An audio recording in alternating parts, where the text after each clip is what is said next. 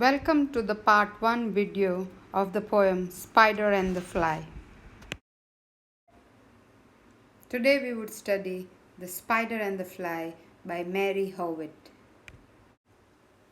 She was an English poet and she happens to be one of the most graceful and versatile writers of the early half of the century. In fact, The Spider and the Fly may be cited as the best known illustration. Now let's discuss what is this poem about. And before we begin, it's pertinent here to listen to your spider sense. The spider sense can be defined as that tickling instinct cautioning you when something does not appear all right. I would say it is an innate instinct, a kind of a gut response, which is very difficult to explain openly, but it is worth pondering upon. Particularly because the world we inhabit is full of illusions where things are not what they appear to be. Here I would like to give an example of, Lakshagra of Mahabharata, wherein they ignore those fight or flee kind of an instinct or stay safe kind of an instinct, which often rescue us from difficult situations. However, sometimes we act against our basic instincts and fall prey to illusionary notions and we invite our doom. In fact, I would give a recent example of the lockdown period. We were told to stay home and stay safe. But yet, sometimes we think as going for a small stroll outside would not be such a big risk. So that is a kind of I would say spider sense, wherein sometimes it becomes difficult as to take the right decision and we pay for it a heavy price. The Spider and a Fly is a hilarious yet a serious piece in this mood. The poem is the best example of how Spider, with sheer brilliance of flattering persuasion, in fact, manipulates and cunningly seduces Fly to act against her basic instincts, as a result, enticing a fly into its web.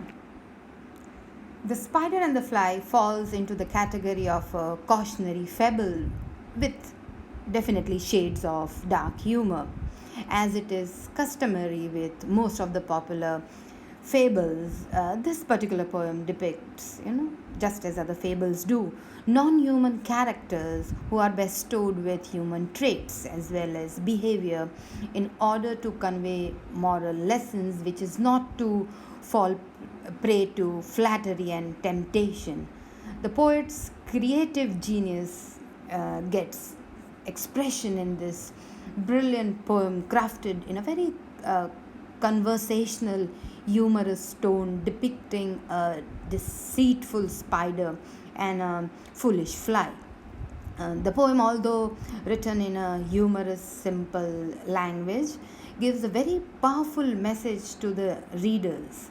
The poet, in fact, warns the readers against the enticing power of flattery by deceitful agents of evil. In fact, Mary Howitt cautions the readers to learn a lesson from the fly's stupidity, which results in her tragic end, and warns them against getting deceived by false flattery. In fact, she directly asks the readers to learn from others' mistake. Now, what is a fable? A fable is a short, sharp animal tale meant to teach a moral lesson, which often ends with a proverb stating a moral outright. For example, to quote some of the proverbs, I would say, kindness is never wasted, or strength is all important, mercy is for the weak, slow and steady wins the race. So, if we look at why are the fables constructed, well, then I would say that they are there to provide both a tale, an illustration of a gripping argument for the lessons that they convey. The stories told by these fables are usually, very simple. To understand a fable, a reader or a listener does not need to know everything about the characters. In fact, often we see animals used in fables for the easy understanding. In fact, what I get reminded of is I would recommend here to read Animal Farm by George Orwell. In fact, to give you a boost to go through this book, I would brief you up with giving a small hint like what this story is all about. It features a range of animals, and interestingly, all of these animals, represent several different classes of citizens and characters, especially during the time of Russian Revolution. And the take home lesson is all about, greed that can blunder a mighty revolution, and to such an extent that it can weaken or destabilize a person's resolve or willpower to overthrow a dishonest or corrupt government or a corrupt administration. Like the animals in this story, they are depicted in this fable, that is in Animal Farm, are, I would say, literal portrayals of real people that we see around. For example, we have Napoleon, the pig, who is representative of Joseph Stalin, and I think this hint would be enough to arouse that curiosity that you pick this book up. Let's check out the background of this poem. This poem is, in fact, very simple to learn as it is in the form of a story, which talks about a cunning spider who ensnares a cute fly through the use of seduction and flattery. The poem, in fact, is a cautionary tale against those who use flattery and charm to disguise their true intentions. Interestingly, the very first line, the opening line, "Will you walk into my parlor?" said the spider to the fly, is the most recognized and quoted first lines in all of the English verse, often misquoted as "step into my parlor" or "come into my parlor." In fact, this line has become an aphorism often used to indicate a false offer of help or friendship that is in fact a trap. The line has been used and parodied numerous times in various works of fiction.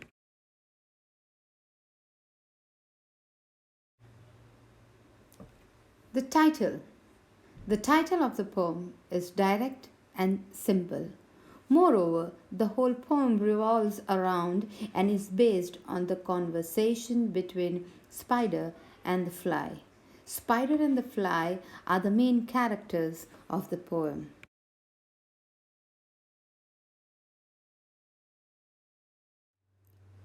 The form and the structure of the poem. The poem, Spider and the Fly, consists of 7 stanzas, out of which the first 4 stanzas are composed of 6 lines each, and the next 2 stanzas have 8 lines each, and the final stanza comprises of 4 lines. It is a fable that tells the story of a cunning spider that deceives a silly fly through flattery. It is written in verse form. The first 4 stanzas follow the same rhyme scheme, that is AA, BB, CC.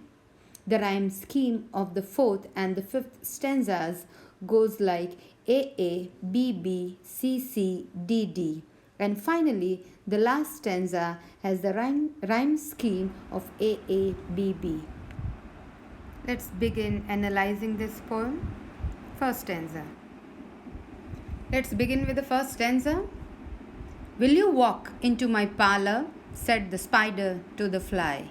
"It's the prettiest little parlor that ever you did spy. The way into my parlor is up a winding stair, and I have many pretty things to show when you are there." Just look at the sweet use of language. And I would say this is how the spiders hunt, spiders chase of the fly begins with a very, very, gracious, very polite invitation.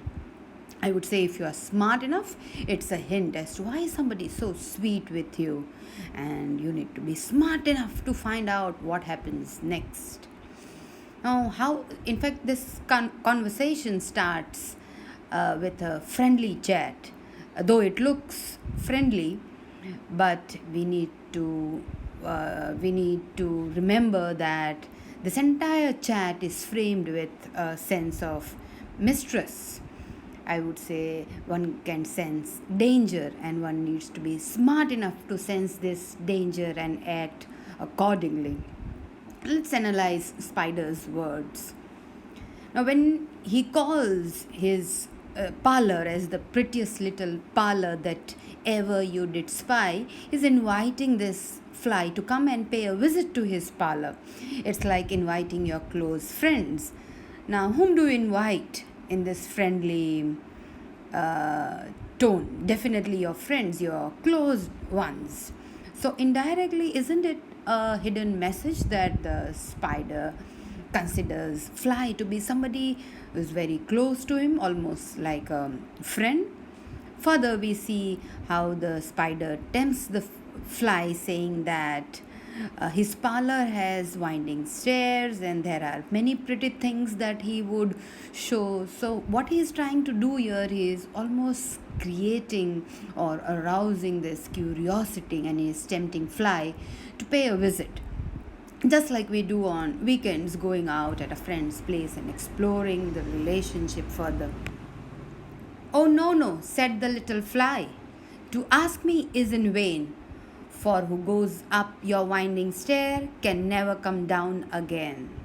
The fly is, sensibly smart enough to see spiders' deceitfulness. She has done her homework, I would say, and she knows that those who go through the winding stairs into his home would never come out again. Now, Fly's smartness is quite obvious, and she knows what has happened to all the previous guests of Spider. Now, there's a catch, no doubt about it, and I would say one must be vigilant, one must be observant, one must be careful all the time not to get trapped into flattery.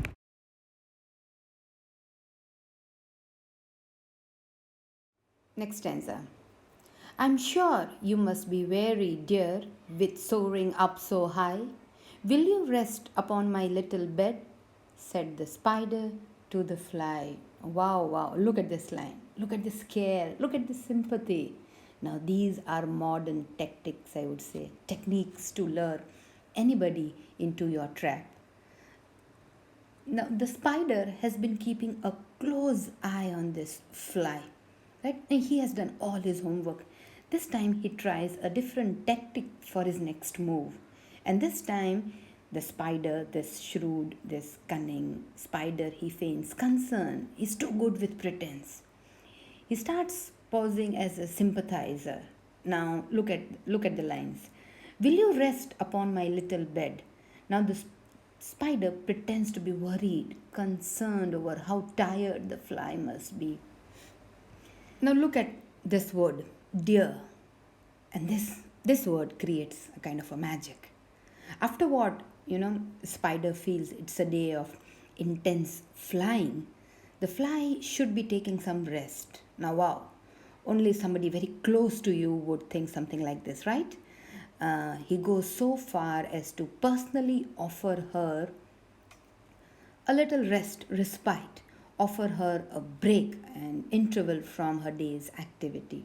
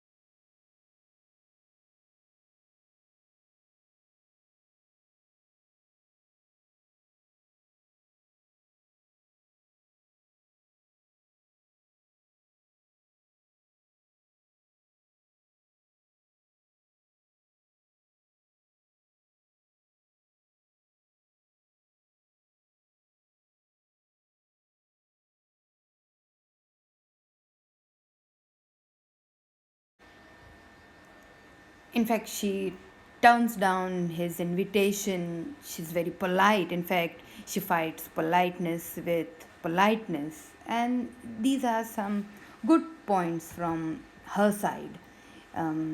She's courteous all the time. She tries to keep that distance.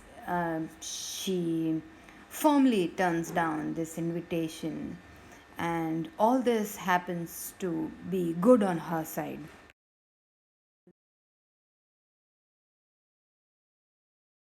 We move on to the next stanza. Stanza 4. Sweet creature, said the spider, you are witty and you are wise. How handsome are your gauzy wings! How brilliant are your eyes! I have a little looking glass upon my parlour shelf. If you will step in one moment, dear, you shall behold yourself. Basically, as human beings, we respond too well to affections. We like being appreciated. So just like, as they are portrayed and they are given, these two animals are given human characteristics, we see that the cunning spider generates an impression that he is adopted with fly, and he's trying to dish out this insincere flattery to the innocent fly. And this innocent fly is hungry for this appreciation. The vanity, we call it pride or arrogance, can cost you. And this is exactly what the spider uses this time by praising the fly's wit, by telling her that she's wise, her gauzy, handsome wings, her brilliant eyes. Now, look at all of these compliments. This is a kind of a take home lesson. And what we learn is seduction and flattery is used to disarm people, and spider uses it to get his end result. We see that the fly is lured into this false sense of security, and we need to see whether she falls into this trap. Interestingly, did you observe that all the earlier questions like, will you walk into my parlor? Will you rest upon my little bed?